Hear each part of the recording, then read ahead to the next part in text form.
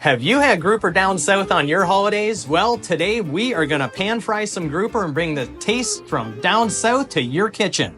So let's get started. We got a pan here. I like using cast iron. I say it time in, time out. We got a little bit of avocado oil. And I like to use avocado or coconut oil. Let's turn this pan down a little bit. And all I like to do, as you can see, coat the bottom of the pan. That's it. Bring that down to a 1. I always like to add in a generous pat of butter. Big fan of butter. Everything in moderation.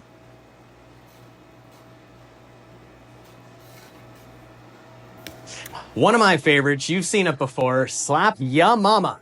This has got a bit of kick. I'm using the original. There is a hot, which I don't think is any fun at all. So I stick to the original. And we're just going to season a generous seasoning on each side. Our butter's melted. Let's get it before it starts to brown.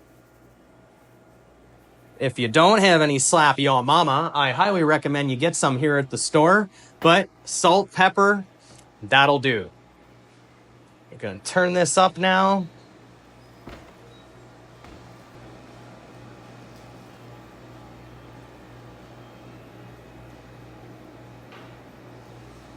There we go. Always away from you. You don't want to be splashing any butter or oil back up at you. I'm going to take now these are thin fillets, and these grouper is in the same family as sea bass, so it's a fairly firm whitefish. It can be baked. Today we're frying it. But it does not take long. But I am looking for a nice brown on this flesh. Give it a nice pat down. Just to make sure that is all in contact with the pan. Went ahead, made ourselves a delicious mango salsa with a little bit of pineapple, parsley, red onion, and a neutral oil. I would like to, this would be a time to use a really good olive oil. Something you're not cooking. It's going to bring all those flavors together. We're just going to plate it over here. So like when I'm frying fish, I like to do their presentation side. And that's going to be the side that I always put down first. I always let it cook for a little bit longer than the side we're going to flip it to. Same thing goes for scallops. You're frying up a scallop and making sure that this is nice and dry before you put it in the pan, that little bit of moisture. So you can see how this is kind of tightening in. I can tell on the sides, the butter's doing its job. It's getting nice and brown around the edges. I'm going to check my guinea pig here and almost there.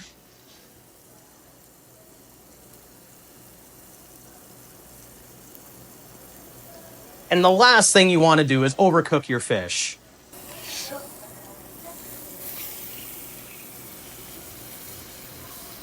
So that one edge, and that is the one thing when you're cooking with cast iron, your middle will always cook. So you notice how I put the thickest pieces closer to the middle. That middle is always going to brown better than the outside, anything around the edges. That's one kind of little nuance when you are using cast iron. But the more that you use, I just highly recommend cast iron. The more you use it, the more you're going to get used to your pans. And remember, never ever use soap on your cast iron. Right now, every time you cook, you're just adding a layer of flavor.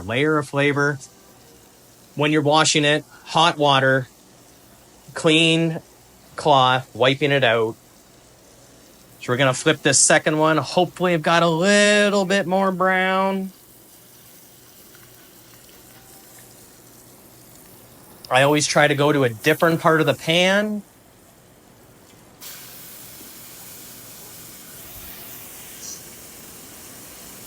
There we go. That's exactly what we're looking for. So those thicker edges that were in the middle, it's gonna be cooked. So there's no worries about that. And remember, second side, a little less time. I'm just gonna take a minute here, and the way I would present this, I'm just gonna take our mango salsa and just lay it out. Remember, we eat with our eyes first. So we want to make this look attractive. And I always like using colorful plates. There's going to be enough residual heat in the pan. I'm turning off the pan now. Last thing we want to do is start to burn at this time. Remember, your cast iron keeps getting hotter and hotter. Turning it off, it's going to maintain that heat. And if you don't have induction, you got to be careful too when you're using gas on how much that's going to increase the heat. Bubbles are starting to slow down. I'm going to take a little peek here. You can see the protein coming out the side. This is done.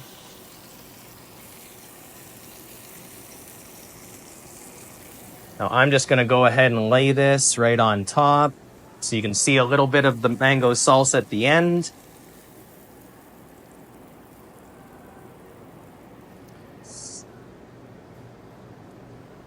And there we go. My mouth is absolutely watering right now. Garrett, he can barely hold the camera. He just can't wait to get into this. It's a time that I've been waiting for. I gotta try it. Oh, it's just nice. I'm gonna try just the fish right now.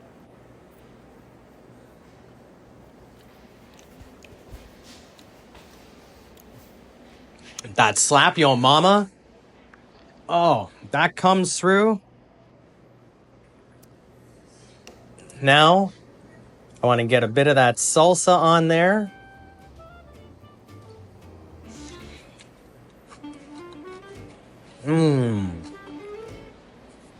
The mango and red onion there. You could, for a mango salsa, you could easily go with cilantro. Depends where you fit in the camp of cilantro. This is delicious. I'm going to eat this. Remember, we're at 1300 Seagrave Unit 4 here in Woodstock, and we've always got grouper. So make sure you come on in, and remember, we're here to make your meals hook, line, and simple. And I always like using colorful plates.